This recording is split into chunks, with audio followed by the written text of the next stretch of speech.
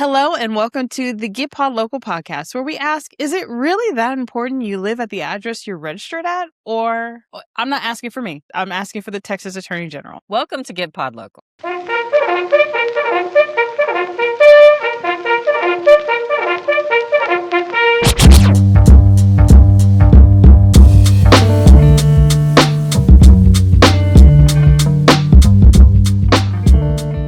Hi, my name is Jalon, and I keep up with the news for you. And I'm Joey, and I keep up with the policy for you. Together, we help you vote smarter, not harder. Today, I will somehow bring up the World Cup again. We are talking to Clayton Tucker, who's running for the Texas Agriculture, and we are going to crash out. Again, Evergreen. Every weekday, I bring the biggest news of the day, but I try to keep it very short and sweet over there, like my mom says I am. She doesn't say that. But on this podcast, we have a little more time to talk about things a little bit more in depth. And hilariously, again, last night, big news story dropped here in Texas. And I originally was going to put it in our news brief that came out yesterday. But I was like, actually, this is something that Joey and I should probably talk about. So Joey, please forgive me if you've already talked ad nauseum about this. But the thing that dropped last night was Ken Paxton vowed to crack down on illegal voting. He may have violated Texas election laws. 6 times. 6 times. I'm going to put on my glasses, so if you are easily distracted, I apologize, but mama's old. The Texas Attorney General appears to have used an address where he did not live while voting in 6 elections in the past 2 years, despite his warning voters that it's, quote, it is illegal to misrepresent your residence on election records, unquote. Do no Republican or MAGA person have mirrors in their house? Let me read this thing that Paxton did as a February news release. He said, quote, free and fair elections are the cornerstone of a thriving republic, and with the authority granted by my office, we will stop at nothing to uncover and stop any illegal voting activity. The call is literally coming from inside the house. I don't know. Then he said, you must register to vote using the address where you reside. Girl. He said it himself. He said he knew he was doing it himself. Said it himself. Despite his own warnings, Paxton appears to have used an address where he did not live while voting in 6 elections in the past 2 years, including the May runoff that made him the Republican nominee for U.S. Senator.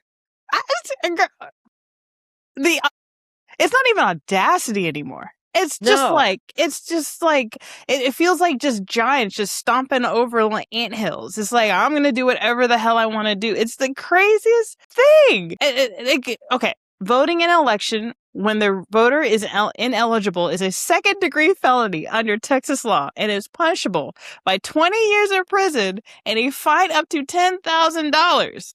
So his party already impeached him for fraud. I mean, I was just going to say, the MAGA party is super committed to every accusation just being an admission of guilt, right? I mean, it's just like... Yes. We're in that loop now. Yeah, every talking point they have, and this has been since 2016, maybe even longer, but like we know for a fact, every talking point they've had since 2016 could be just a chapter in their binder, in their little book of their to-do.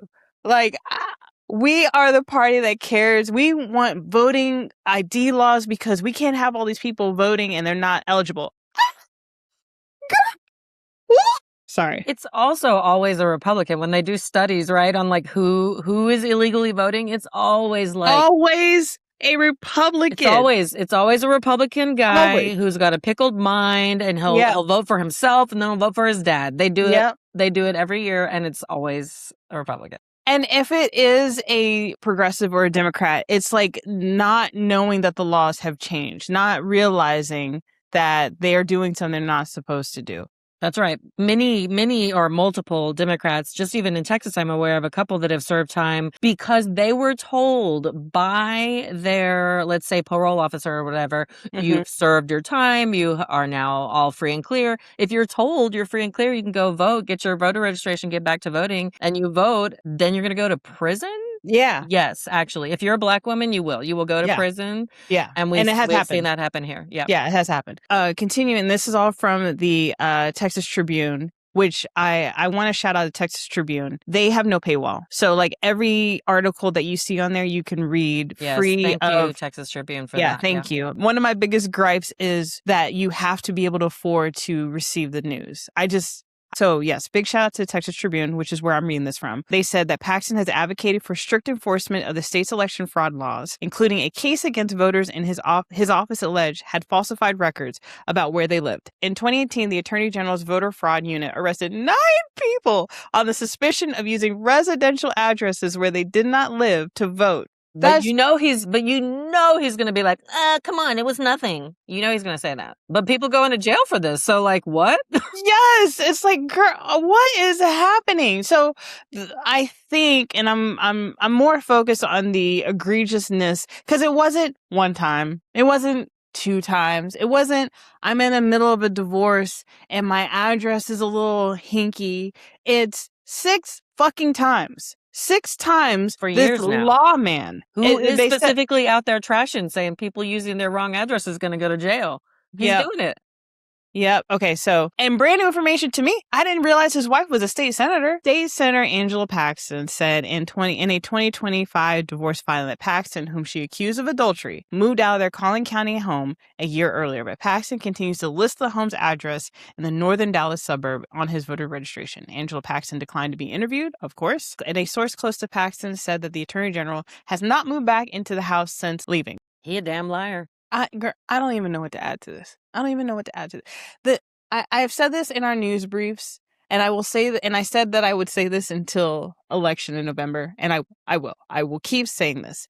This man does not want to be a senator, and he definitely doesn't want to be the senator of Texas. This man does not want this job. How do we know? He has been on podcasts talking about how much he loves Jackson Hole in California. He has been on a European holiday with a woman who's not his anything, who is married to somebody else.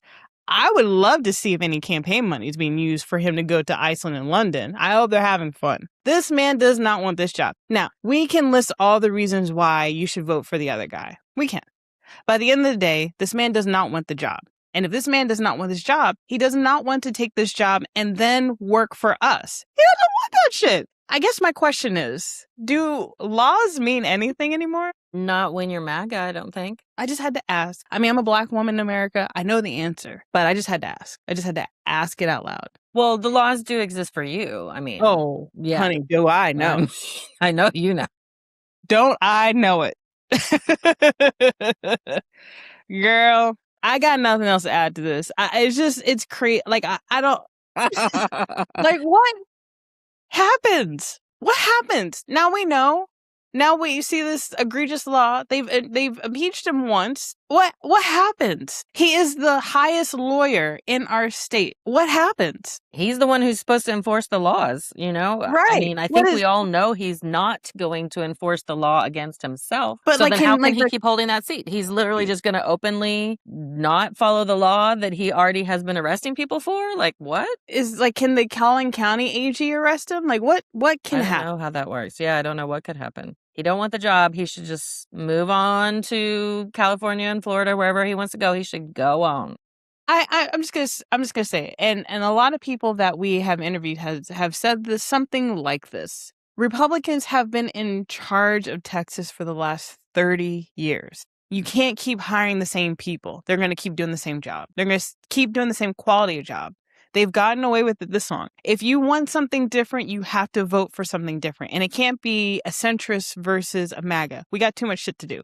We are number one in undereducated. We are number one in unhealthiness. Like, we've got data centers everywhere. We've got ICE detention places everywhere. Like, our education system is bonkers. We've got children going hungry. Yeah, this government sucks. So help us. Let's make a new one. Let's get a new one. Let's elect some people who want to do some shit for the people. Let's go. I need to stop talking. Moving on, because we have to. Otherwise, I'll just be stuck on stupid. Joey and I just had a great conversation with Clayton Tucker. I recently got introduced to him last year, but Joey has been following him on social media for a long time. I'm now following him on social media. If you're not, You should, because every day he's talking about two very important things in Texas: the screw worms, which is still a thing. He just posted today that the numbers have doubled, and also data centers. So let's talk to Clayton real quick. Welcome, Clayton Tucker. We're excited to have you. First, I want to just have you tell us who you are. I've followed you for years, but maybe everyone hasn't. It'd be cool to tell like how I know you, because I have followed you on social media for a long time. So let us know who you are, Clayton. I definitely appreciate the opportunity. And yeah, my name's Clayton Tucker. I'm running for Texas Agriculture Commissioner based in Lampasas. Now, if y'all ain't quite sure where Lampasas is, if you can find the center of Texas, you can find Lampasas. We're equally far from everywhere else. We have a family farm down there. We raise goats, cows, donkeys. But otherwise, secretary of the Texas Farmers Union. It's a general troublemaker around here in Texas. Yeah, I think I first started following you from the Progressive Caucus that you were so involved in. That's where I started running my mouth. Not where I started, but it was one of the areas where I ran my mouth just to get the party back to its populist roots, really focusing on, just what used to make our party, really focusing on putting more money into working folks' hands. That's the thing. You've always been consistent about being a populist, being someone who might be rural, but you're all about for the people, union organizing and all that. So we love it. That's our jam for sure, Clayton. Well, there you go. So what is the Texas Agriculture Commissioner do? What is that? What is that seat? If you eat food, then this is the race for you. Because if you eat food, you're involved in agriculture. I would like to say that this is the commissioner of food, farms, water, and everything in between. So we are responsible for feeding all Texas school kids at public school, for instance. That's literally like 80% of my budget. Anything with rural healthcare, rural economic development, water's becoming more of an issue. And data centers is becoming a lot more of an issue. Look, some of these data centers are trying to be responsible. We love them for it. But, 1 or 2 out of 500 is a really bad track record. So for all the ones, the 99% of them that are being bad, or at least very irresponsible, the ag commissioner in Texas, one of very few states that can do this, we can actually start putting the brakes on them. Wow, that's really good to know. So the ag commissioner would be able to put a stop or at least a pause, a moratorium on the data center expansions that just seems to be popping up everywhere right now. So there's 3 fundamental tools that we're able to use. And this is kind of the order of priority we would go with, right? So a day one action is called agricultural impact studies. Think of it as an environmental study. Because a lot of these data centers, they're not being studied at all. A lot of them don't even release numbers, and the numbers they do release are just kind of like, they're fishy. I'm like, oh, where did y'all come up with this? ChatGPT. So through that, we will be able to figure out their true water use, their true power use. How much noise do they actually create? How much pollution do they actually create? Because had they done that in Memphis, Tennessee, then the NAACP wouldn't be suing XAI for creating a new cancer alley in Memphis, Tennessee. Because these folks lie. Again, there are some of them that are trying to be honest. They're trying to be good community partners. We love them doing that. But for the ones that aren't doing that, we're going to bring them out of the darkness into the light. And that will delay them because they're going to have to prove their number. Then we're going to be doing what's called active development districts. Now, if you live in the city, I hate to tell you, this ain't really going to help you directly. It will help you indirectly, but not quite directly. Because this only affects people out in the county who don't live within the city limits. You can create what's called an ag development district, where if you have roughly 10 folks and they're kind of around the data center, they can create essentially a little mini city. It doesn't have full powers of a city, but it has some powers where it's like, okay, well, we don't want you using all our water. We don't want you creating this noise pollution, or we don't want you here at all. They'll have some power. Again, to slow them down. And the last bit, and this is a bit we've already been using, this is the simple power of the bully pulpit. We've gotten a couple of these things stopped or delayed, or at least reconsidered. I'm not even elected yet. Like, this is just a simple case of organized people fighting organized money. So imagine what we could do if I was elected. For sure. Yeah. That's exciting. Yeah. I follow you on most of social media. I'm not on all the apps, but I do follow you on Blue Sky, and consistently it's data centers and screw worms. It's like consistently you're just like putting all this information, making sure it's really available for everybody. So, I mean, again, you're not even in office and you're already doing, a world of a difference, just making sure everybody's educated in these two very important things to Texans. Yeah, the two pests coming to mess with Texas. That's right. Data centers and screw worms. That's right. Which one is worse? Data centers far worse. Yeah. Data Screw centers are worm worse. is still bad, but if you if you monitor your livestock, if you monitor your pets, because they go after any mammal, right? Deer, cattle, dogs and cats has actually been a number one transmission. I say number one Wow. transmission. They've been a major transmission in Mexico is dogs and cats. Wow. So, but if you monitor them, you can stop. It takes, very regular monitoring. That's actually one of the original jobs of the cowboy. One of the original jobs of the cowboy was to fight screwworm. Once we got rid of screwworm, that's when we saw a big decrease in the number of cowboys. So, boys are making a comeback. Are we talking about the football? No, just kidding. Yeah, I'll let y'all interpret that as you like. So funny. How is it that the screwworm is currently just like expanding? Because I just saw you we just saw you say that it's doubled or something. Like why is it not currently being followed like you're saying? Well, it all started a long time ago. So the screwworm is a fly. It's just the worm, the larvae, looks like a screw. What it does, for folks who are unfamiliar with it, so most flies, they'll lay their eggs, their maggots on dead tissue, and they eat the dead flesh. But no harm, no foul. What the screwworm does, and what's unique about it, it eats live flesh. So if you have a cut, if, near your eyes, soft tissues, navels, they really go after navels. But any like that, they'll lay their eggs and they'll just gouge you out. Like they'll just eat you alive. Again, they were native here. That's why we had one of the reasons why we had cowboys at the beginning, but we pushed them out. We got them out in the 70s. We used a system of the sterile fly technique of wasps. It's a pesticide with screwworm bait, which I mean, like basically the smell of rotten meat. It doesn't smell pleasant, but it has a purpose. The screwworms love it. Yeah. So we got them out and we basically pushed them out of the United States, out of Mexico, out of Central America, and we kept them at bay the Darien Gap in Panama. Well, then the so-called genius trillionaire decided to doge that program, which, I mean, if you cut a preventative program, it doesn't take a genius to know that they'll be back. So that's exactly what happened. Surprise, surprise. You would think someone who claims to be as smart as he is would know that. And now here we are. So we were paying pennies to keep them out. It's going to take billions to get them. So, we can call that a tax we're all collectively going to be paying for probably the next 3 to 5 years. It's going to take a while because the other issue is USDA is using, and this isn't a problem with the current Texas Ag Department. I think currently Commissioner Miller and the current Texas TDA is actually on the right side of this. For many compliments their way, but when they're right, they're right. It is the Trump administration and Brooke Rollins at the federal level that are screwing us in. Because they're like, oh, we can only use sterile flies because the SWAT system, the pesticide, is environmentally damaging. And it's like, since when the hell have y'all ever cared about the environment? Yeah. What? Y'all never have. Besides, it's actually not environmentally damaging because they're like, oh, it's going to harm butterflies. I'm like, butterflies don't go for the smell of rotted meat. So no. No. Famously, they love flowers.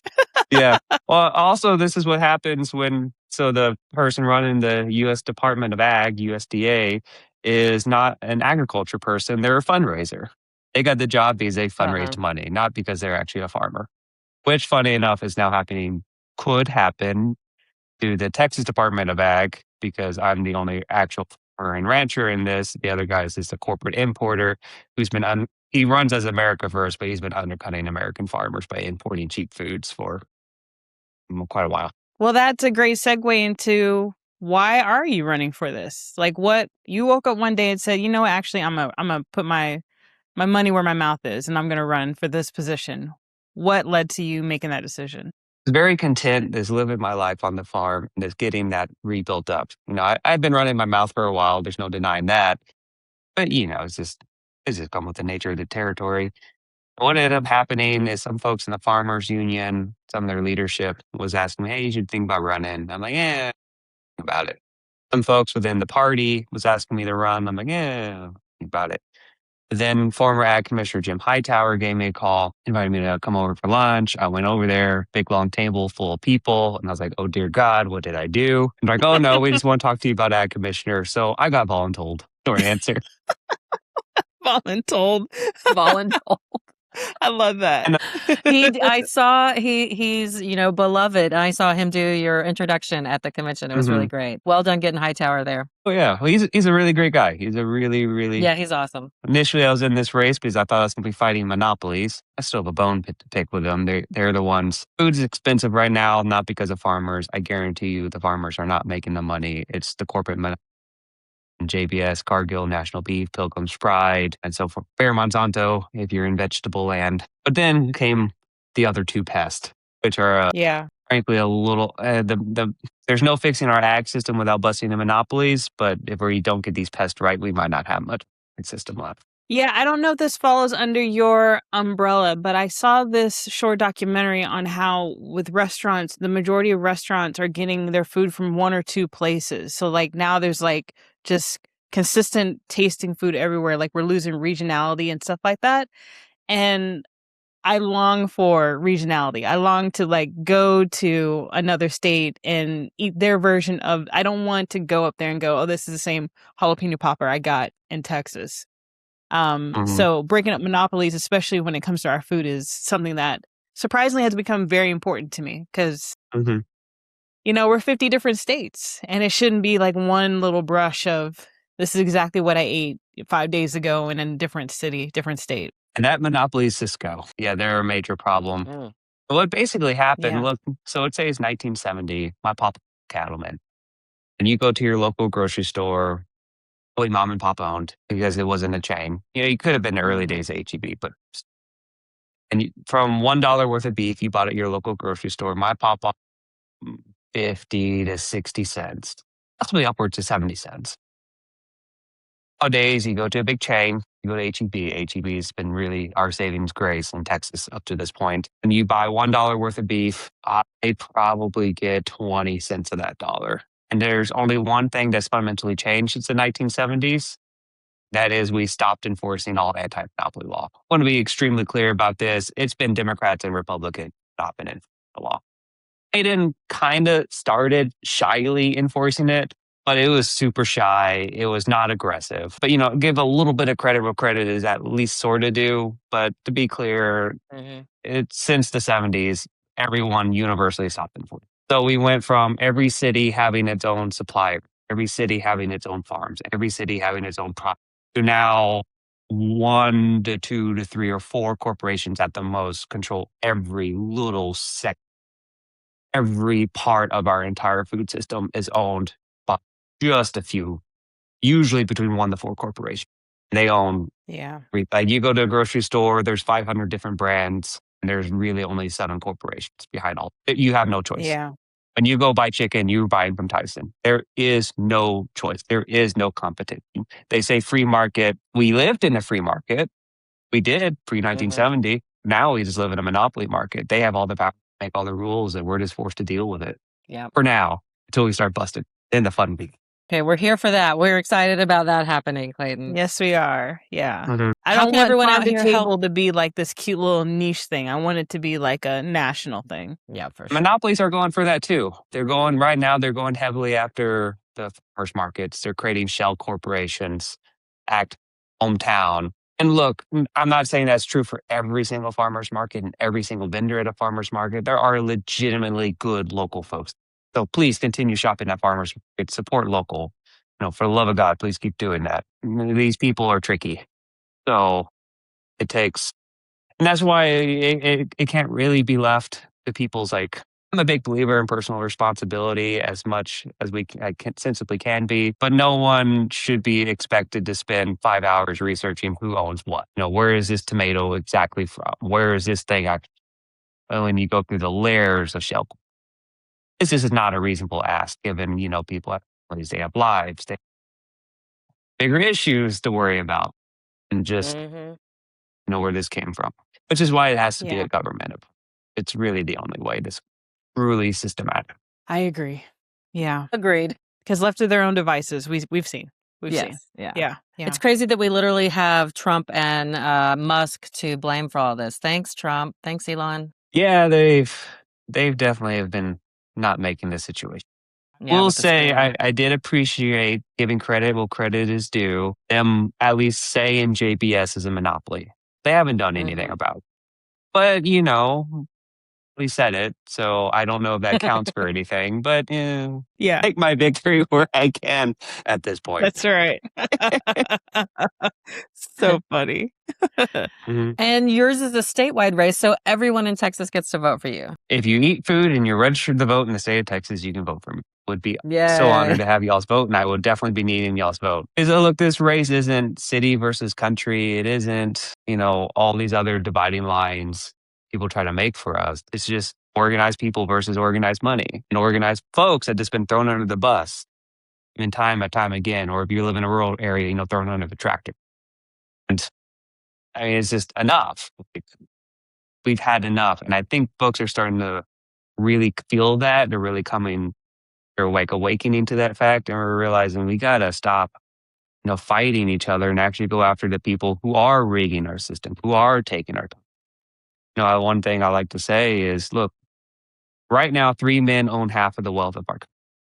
When 3 men own half the wealth, that means if imagine yourself as the average American. Imagine picturing your piggy bank that's gone. It's been taken by the trillionaire, by those folks, those elite. And this is not the first time they've taken it. It was the first time it was called the Gilded Age. 3 men own half of the wealth during the Gilded Age. Guess what? It was organized people. It's actually Texans who defeated the first Gilded Age. I would say we relaunched this movement. I think America was fundamentally a populist movement from the beginning. It just has been relaunched and reincarnated every few generations. And Texas launched the previous one that gave us the New Deal, that gave us voting rights, civil rights, basically everything that's trying to be privatized right now or trying to take away from us, that was brought to you by the populists. Now we're seeing that history is not repeating, but it is very much rhyming. The populists coming together, and some of them are left wing, some of them are right wing, some of them in the middle. But the way I define populist, because I know there's a lot of different definitions for that, is a very simple definition: is who should be getting the money? Should it be the workers, the small business folks, the mom?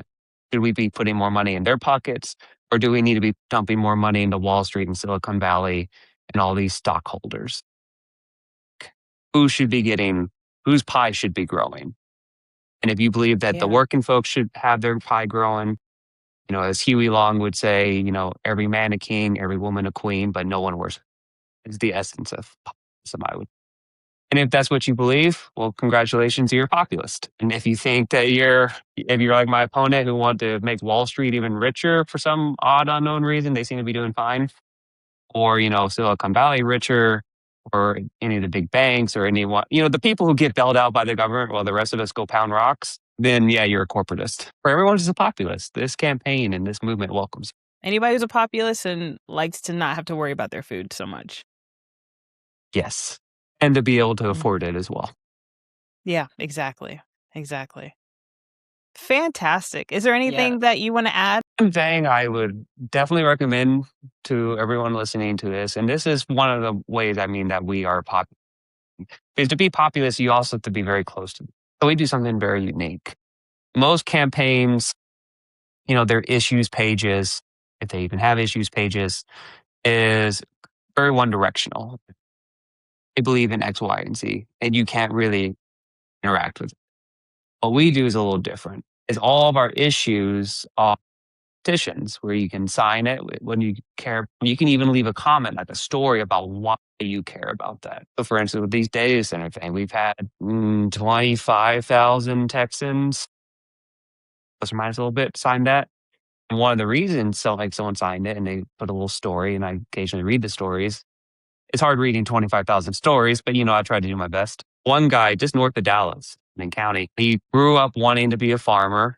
He wasn't born in it, but when he was able to retire, he took his retirement egg, bought a farm up in Fannin County, by the Oklahoma border, and he was loving life. It was great. His grandkids loved it. They would sleep in this beautiful little meadow in his ranch. Then a data center like facility came right across the fence, and these things create a lot of noise. I mean, it's like a constant vacuum cleaner that you don't just hear, but you feel. And his cows, they started losing weight. They no longer slept in that meadow. They slept on the far ranch, literally sleeping up against barbed wire. they would prefer to lay on barbed wire than to lay in that meadow. Then they start having stillbirths because that noise really harms chickens, cows, horses, and humans as well. It really actually, I've heard some pretty bad horror stories of what it does to children and what it does to mothers and grandmothers, Yeah. men too. But anyway, he eventually just had to sell out, lost $100,000 in the deal, but he couldn't do it anymore. And the other place he Yeah. bought, he says, not as beautiful, but better than what it was.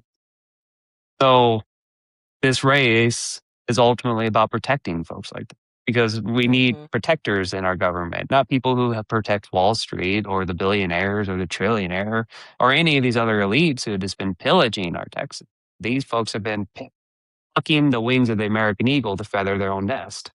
They don't need our protection. We need our protection. We working people need to be protected.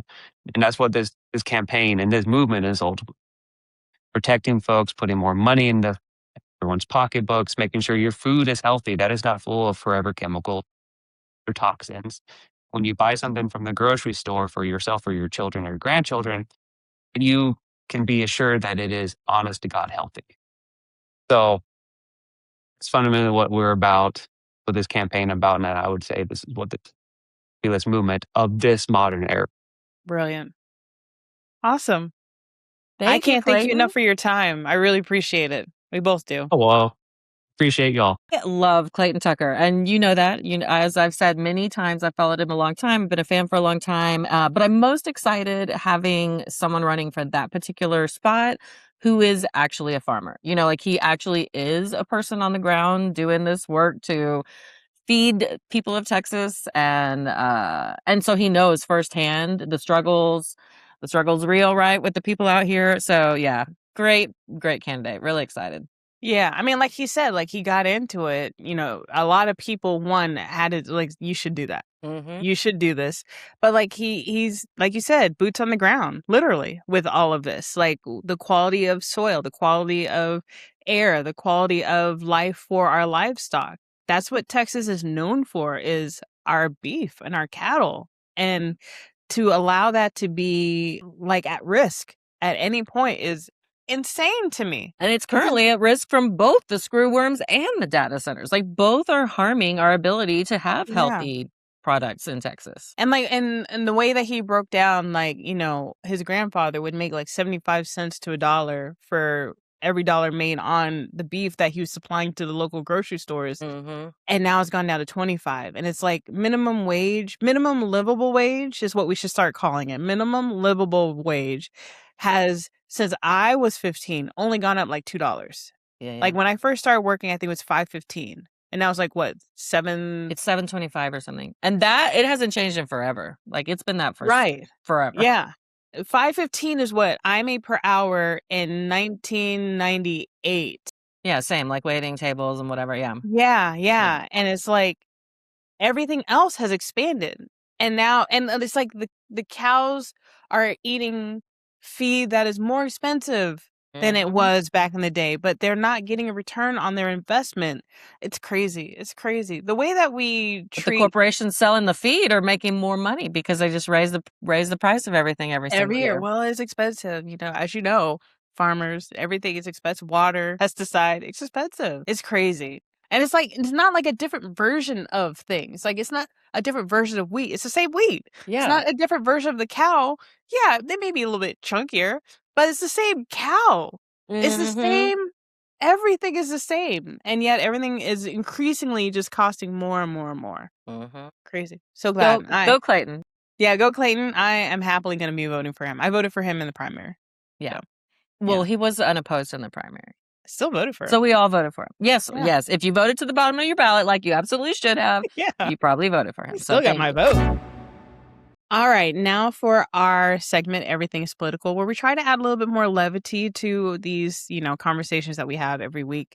Joey, do you have anything that you saw today that reminded you of how politics affects our everyday life? Yeah. So I was thinking about the movie Dirty Dancing. Mm. Which, fun movie. Don't Nobody puts baby in the corner and all that, like good times. But the everything that's political about it is how it used to be that middle class Americans, which the middle class of America does not exist anymore, but it used to be that the majority of America was in this middle class and could take holidays and vacations, and they could go to the Poconos and rent a cabin for 2 months and have someone feed them and plan all their activities for them and just really unplug and just hang with the fam and be like on a different speed and just chilling for a good period of time to really like refresh yourself before the next season of life comes and it's fall, right? But no one, I mean, most people, only wealthy people can even afford to take a holiday nowadays, Yeah. right?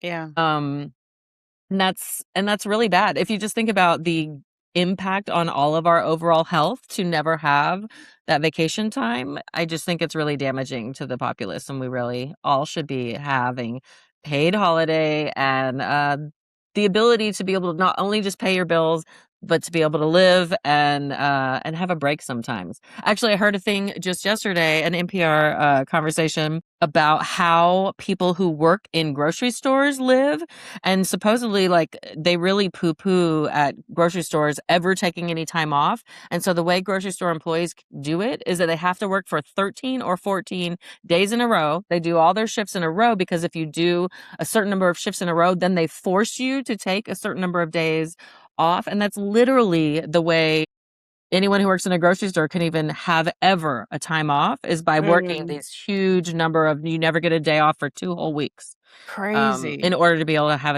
any time off.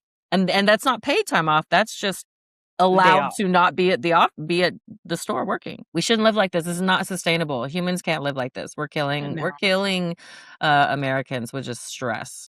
Yeah, 1000%. Yeah, the amount of autoimmune diseases that are out there that just come from stress is the list is long. So I wish we Yeah. lived in the days of Dirty Dancing when we could take a holiday to a cabin and boogie our butts off the entire time. Yeah, we're not even talking like the rich people that have like the summer home up No, up right. north or In Aspen or whatever. No, we're not talking about yeah. that. Yeah, I know people like that. We're not talking about those people. We're talking yeah, about just regular people. Like, we used exactly. to take a road trip to Louisiana every summer and stay with the family for weeks. And I really don't see how anyone could do that now. I mean, you just Yeah, can't take time off. You'll lose your job. You can't. It's not a thing. I know. I know. I have a long list of things that would make America a much happier nation, and that's Mhm. up there. Like actual time, like I long for like the Italian, way, or even like the Spanish way of just like grabbing something to eat, sitting down somewhere and just chatting. Like the amount, or in Mhm. France, like Yep. you just see people just sitting on stairs of these buildings and they're just watching the sunset, and Mhm. then, like, in Spain, like, he'll take, like, long dinners, and then they'll go Oh back to yeah. work, and it's like, Yeah. Yeah. wow, a concept. Let me Mhm. enjoy this meal and this my friends for just a half second while the sun is still up, and then I will go back and finish the rest of my day. Now, I probably would not wanna go back and finish the rest of my day. That's me. If only. If only.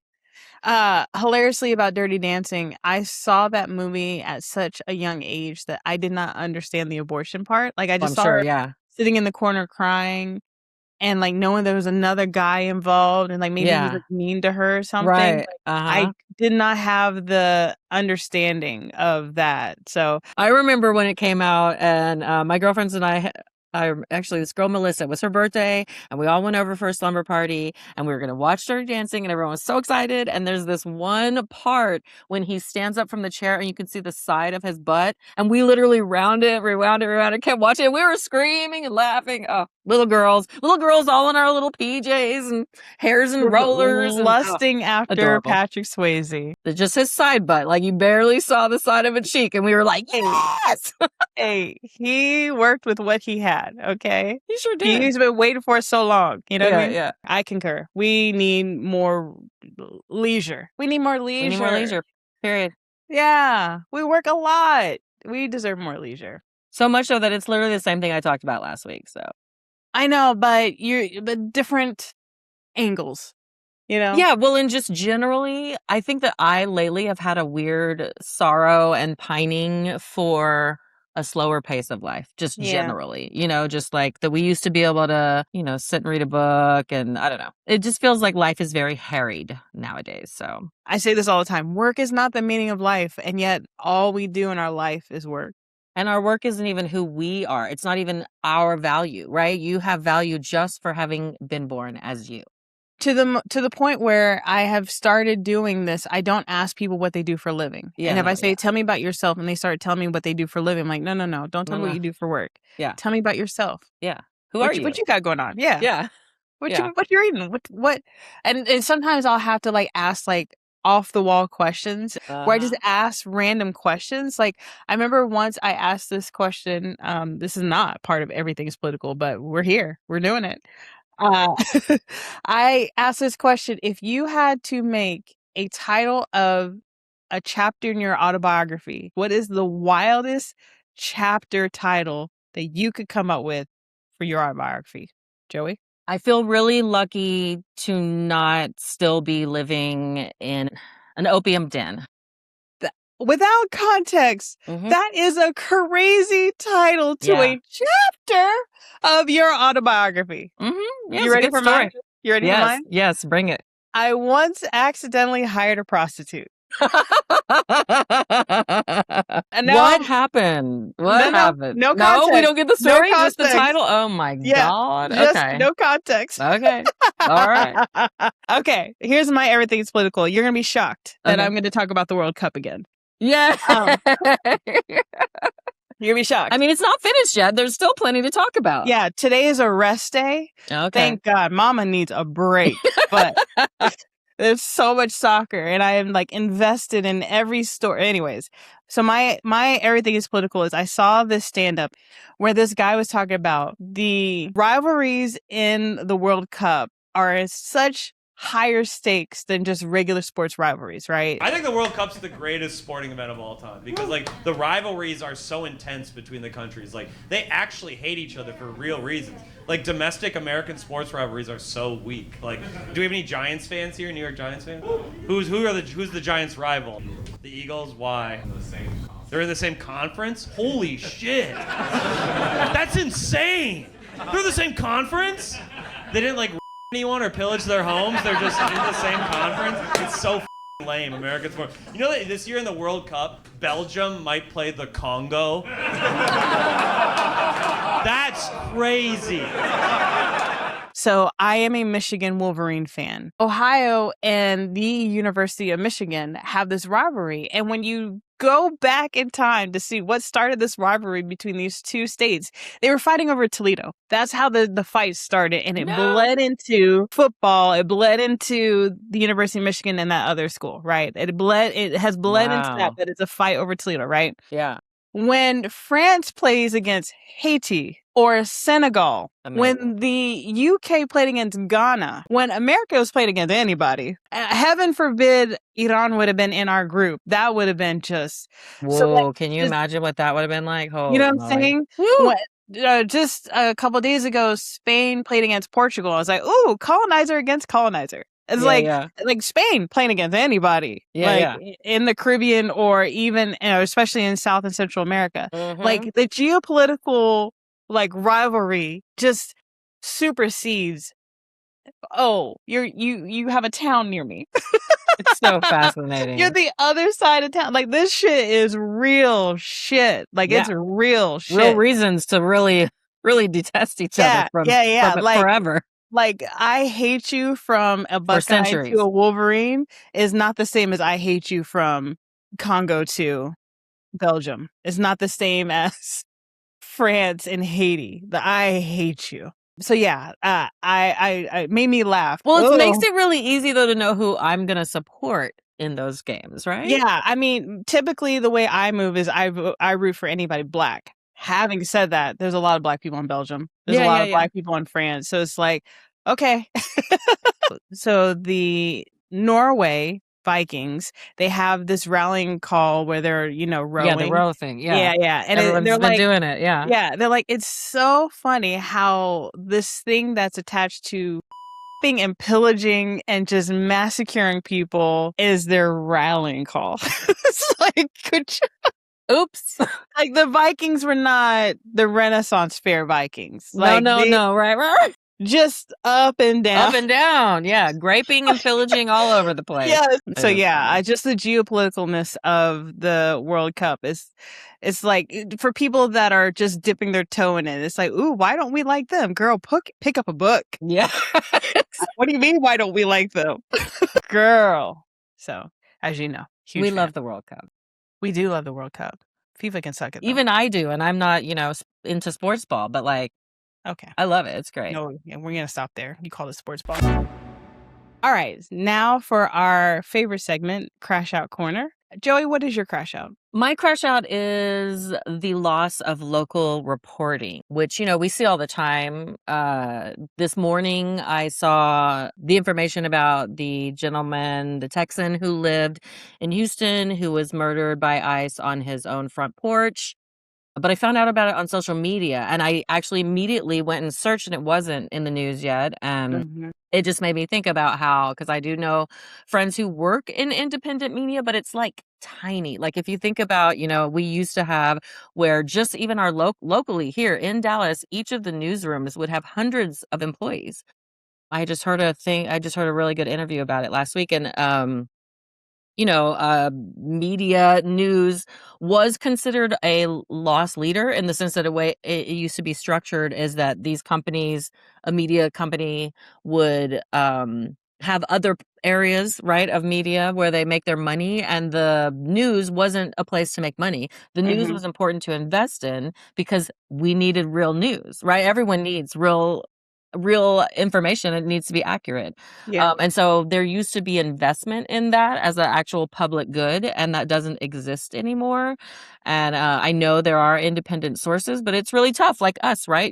We're just out here doing it because we care, and certainly not because we're making any money doing it. And so I don't know, the loss of local coverage everywhere has harmed all of us. Yeah, no, I agree. So over the 4th of July weekend, there was that story that came out about Nolan Wells in Mississippi who went missing, and then they later found his body. I first saw that on social media, and then I went to look for sources to point to it when I talked about it in our news brief.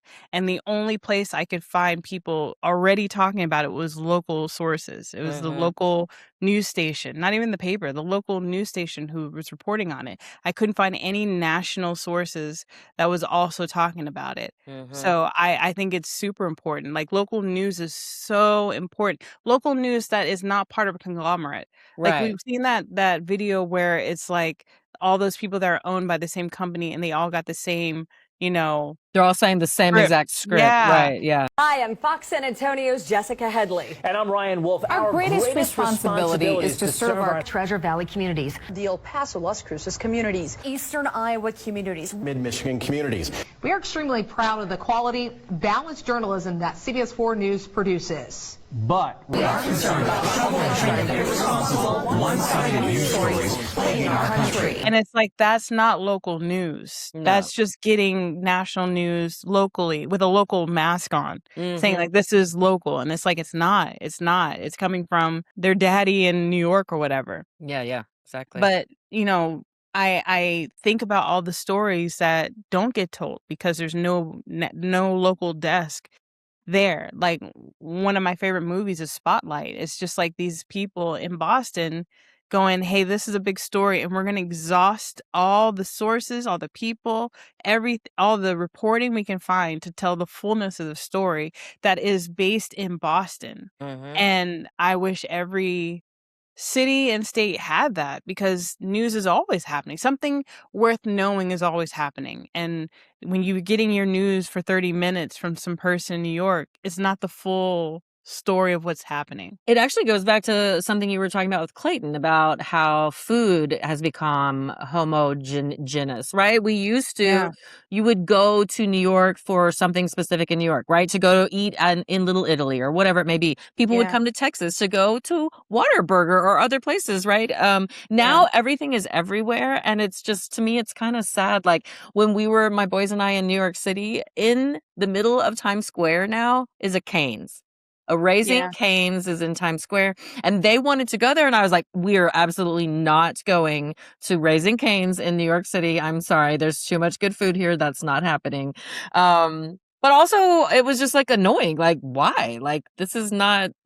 Anyway, I don't like Yeah. homogeneity either. I want us to each have our individual specials, our individual flavors, our individual treats, all the things. I know, and it's like that was the joy of road trips. That was the Mhm. joy of not needing a passport to go to a different world. You know what I mean? Mhm. Like I'm going to Louisiana and it's totally different than Texas. Or even Yes. like traveling all over Texas is totally different. Yes, But that's when true. it's Yeah. I mean, there's a part of it's like community, the communal. I miss regionalness. And we're losing accents too. Like I saw this news Yeah. report about the Boston accent is going away. Fading. I miss that. Oh, Mhm. I just yeah, I miss individuality Mhm. amongst cities and especially states. The terrain shouldn't be the only thing that's different. Have you done your crash out? I have not done my crash out. Okay, we still have one left. It's going to shock you. It's about the World Oh. Cup again. Okay. No, no. Girl, it has taken over every 4 years. It's over my life. So here's my crash out. And this is a crash out that happens more often than it should. And it doesn't surprise me, but I'm always shocked when it happens. The racism in the World Cup Oh is my out god. of The control. Argentine thing that happened? Oh my god. Paraguay.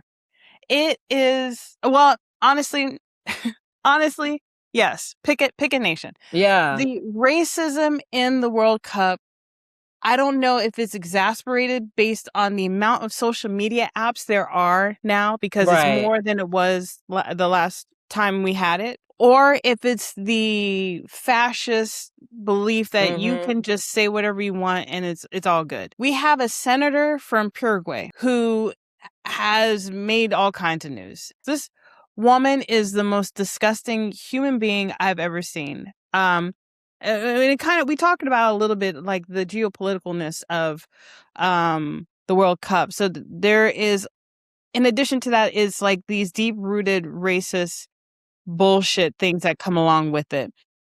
There's a common thing that happens when it comes to the French national team. It's happened to a lot of other national teams, but specifically it happens with the French national team every time, right? And it's because the majority of the players on the team are black. Mhm. They're French. You're right. They're French. They're either from French people that were born and raised there, or they were born there, or whatever qualifications they had to meet. They met them. They are Yeah. French people They are playing for French, the yeah. French national team. Mhm. Just because they don't look like Gonçalves or whomever you expect them to look like, and instead they're Kylian Mbappe. You know what I mean? Mhm. And now all of a sudden you have this problem. I think it was last year Argentina won one of the tournaments. I can't remember which one it was. And they immediately get on the bus and they start singing this victory song that they had. And it was talking about, I don't know the words, but it's like, oh, the French team is full of Africans, blah, blah, blah. And it's like, baby, you didn't even play against the French team. They weren't even part of this tournament. This was like like a South American or American tournament. They're not even here. Whoa. And your victory song is talking about all the black people in France? Hilariously, side note, mentioned that Argentina was racist against black people in Blue Sky, and somebody from Argentina tried to educate me in how racist America and how imperialistic America was. And I was like, baby, you do not need to tell a black woman from Yeah, America. I was know like- that. I go, We can I go- agree, and you can be wrong at the same time. I literally said we're having two different conversations. At no point did I say that America was good and Argentina was bad. I just said I'm shocked that Argentina was giving a round of applause to Cape Verde when they're leaving because it is known that they are racist. I did not say because America is so much better. Oh, baby, I did not say that. They gave them an applause, but some of those fans were being completely openly racist. I saw an Argentinian player just yelling at this. He's like the most popular streamer on Twitch. His name is I Am Speed. And he is a Portuguese fan. Yeah, he's a Cristiano Ronaldo fan. And this woman is just yelling at him in Spanish. And she said, go back to your country. It's like, and Joey, they were in Dallas. They were at Texas Stadium. Like, what are you talking about? Go back to your country. Baby, you go back to your country. What are you talking about? You're literally in my country right now. Talk about go back to your country. The abuse that black players. There's a Brazilian player. His name is Vinny Jr. Joey, I swear to God, wherever he goes, people are making monkey noises or saying crazy shit to him. He's one of the reasons why there's a FIFA rule where you can't cover your voice when you're talking on the pitch because they're hiding the fact that they're saying racist shit. So it's like an automatic red card, which is a new rule for this. This is a new rule that I think world football has added because they would come up to him, they either cover up their faces and call him the most insane shit. Oh my God. This happened between Real Madrid and what was the other team? It's Real Madrid somewhere else. And Kylian Mbappe, who's on the French national team, plays for Real Madrid now. And he even was there and he heard it. And he's mixed race. He's Cameroonian and Algerian. Algerian, but he's French. And so he even goes up to the racist player's manager and said, "Hey, what is going on?" And he's like, "Oh no, it's just football." It's just like, girl, the racism is insane. So you've got let me read this the senator from Paraguay. So Paraguay gets knocked out of the World Cup because France is amazing. That's the other thing. It pisses them off. Is France is such a good team. And like ask anybody that they would not be shocked if France won, and they're like high on everybody's list. So she wrote on one of her social media some racist bullshit, which made Kylian have to respond back to her and called her a despicable woman, which honestly, in America, we say, pardon my French. That language is so colorful. Yeah. But the litany of words that he could have used. And I praise him for using just despicable woman and just kept it there. But she called him a colonized Cameroonian, desperately trying to pass himself off as French, and also called him a brute who had not learned how to write. She said the Paraguay player should have slapped him after the match. So then he responded, "Madame Celeste Amarilla, you are a despicable woman and unworthy of your position." Oh, could you imagine hearing that in French? And he said, "You do not represent Paraguay, that country which has sweated passion and honor throughout the competition." I love that. He said, "Throughout your recklessness and your brazen racism, the entire world has already forgotten the journey and the historic effort your players have accomplished during the World Cup, making way for an incompetent woman who gives the worst possible image of her country. I will never allow people like her the freedom to spread their hatred and racism all across the world." Beautiful. And then the French Football Federation, the FFF, said they described her remarks as utterly abhorrent and unacceptable. Love that they immediately came out behind them. Yeah. And they said these remarks are criminal and reprehensible. They should be prosecuted here and elsewhere. These remarks bring shame upon those who make them and those who disseminate them. The players of the French national team represent France. It is our country that is being insulted. And then the government said it deplores and rejects her sentiments. Like, even your own country. Saying, contrary to the values and principles that inspire peaceful coexistence and respect for your human dignity, that our country promotes. The statements of the aforementioned I don't know why that word, legislator. The aforementioned legislator corresponded exclusively to the exercise of her individual responsibility as a member of the, I'm not going to say that word again, in no way represents the position of the government of the Republic of Paraguay or the Paraguayan people. And then the French president got involved. Macron? And he fumbles with his inner racism constantly. Yeah. But then he goes, another goal for Kylian Mbappe against racism this time. All my support. When words smear our values, respond dignity, respect, fraternity. Bravo. And like these teams that are getting upset, they're like, why are there so many black people on this and this team? Baby, colonization. What do you mean? It's What y'all, do you man. mean? It's y'all. You colonized their nations. You depleted their resources. They made it unstable for them to keep living there. So they said, where else do they speak this language that I've been forced to speak? Oh, I'll go there. You created the situation. I mean, come on. Yeah. And I'm sorry that you suck. Yeah. Because these teams with like prominent Black players are doing well. I'm sorry you suck. This happened a couple years ago. I think it was the Euros with the English national team. Mm-hmm. And I could be wrong. There's so many tournaments. I could be wrong which one this one is. I know. I don't know how you keep up with it. It's a girl. It keeps The the side memory. job. Yeah, the memory fresh. But it was the last game, and they had penalty kicks, and I think 4 or 5 of the people who took the penalty kicks were all Black, and they all missed, Mm-hmm. and they all got death threats because My they God. missed. Yeah, Joey, it was crazy. Death threats.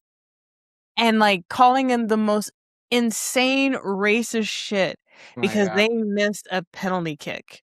First of all, I hate penalty. Me too. Yeah, they're so Boo, down with the stressful. penalty kicks. No, no, Like, no. I mean, I get it. But it's like it's like not even skill. It's that's the like thing. It's not chance. skill. No. Yeah, Yeah. it's just chance. Yeah. It's So just yeah. yeah, so there is a chance. There's a 50-50 chance that they will make it or they won't make it. Mhm. And you are threatening their lives. It shouldn't decide a game. I mean, come on. I know, but it does. Like It does. we can't be here all day. Just kick the ball. Just kick the ball. Yeah. I mean, I get and- it. Right. We do have to make the game end eventually, but Yeah, I hate them in hockey. I hate them in soccer. That's my stance. Vote for me. though I But- will say the part that doesn't make sense to me because I'm someone who doesn't watch enough sports ball to understand this, but like, why would they end up in a penalty when you can end up in a tie? because once you get out of the group rounds, somebody has to go home. We can't keep doing that. Oh, so there Yeah. are points where they have to one or the other. Oh, that's Yeah, why. yeah, Okay. yeah. When you're in the Thank group you. This stages, part wasn't making sense to me. I was like, why are we doing this now? you got a question, girl. I got you. Okay. Thanks Yeah. for explaining that. You're welcome. At the end of the day, that's I crash out about this every World Cup because it's like, the what are y'all racism. talking about? Why is this still a conversation? Like Black people are everywhere. Don't be mad at us. Get be over mad it, at y'all. the colonizers. Yeah. Don't be mad at us. No. We were happy in Africa. Yeah. Then y'all came over, drew new lines, gave us different language and religion, and then took us everywhere. And then are shocked that we are everywhere. Again, they don't get enough of their history and geography lessons. Yeah. Yeah. Because it's like, what do you complain about? Relatively new country, Italy? Yeah. Long story short, to this day, I will never understand racism. I don't get it. Like, I know that it's like a power move that they have sold to the middle and lower class as like an actual like grievance. Yeah, it's a But if you hierarchy just- thing. Yeah. Yeah, if you zoom out, the fact that you hate me because my skin is darker is the dumbest thing I've ever heard in my life. I I'm agree. delightful. Agreed. Anyways, racism. That's my crash out. I don't get it. I don't get why this is still a thing. We're not different. We're Yeah, the same exactly. species. Like I will never understand racism. I'll never understand. How is me living in my apartment affecting your life in any way? That you would hate me. On top of that, how is me being a world-class football player out here just killing it? Just to give you a point of reference for Killian. Killian is 27, 28. So he's 10 years younger than Messi. Messi right now has the leading goals in World Cup history, I think at like 21. Messi has been in 6 World Cups, I think. 6. A lot of numbers in my head. Forgive me, I'm getting these wrong. I think he's been in 6 World Cups. A lot of them. Yeah, and in every World Cup he's made a goal, and in the history of the World Cups he has made the most of 21, something like that. Killian, 10 years younger than him. This is his third World Cup. Mm-hmm. 19 goals. Whoa. Yeah, he's going to pass him up fast next Yeah. time. Yes. Yeah. Yeah.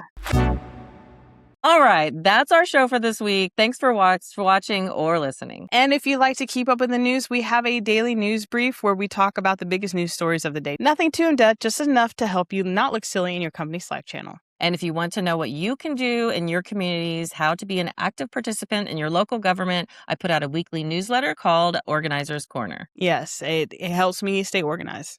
We got you guys covered on all the news and policies over here. So, like I said, I keep up with the news for you. And I keep up with the policy for you. And together we help you become smarter and more consistent voters. We'll talk to you guys next week. Bye.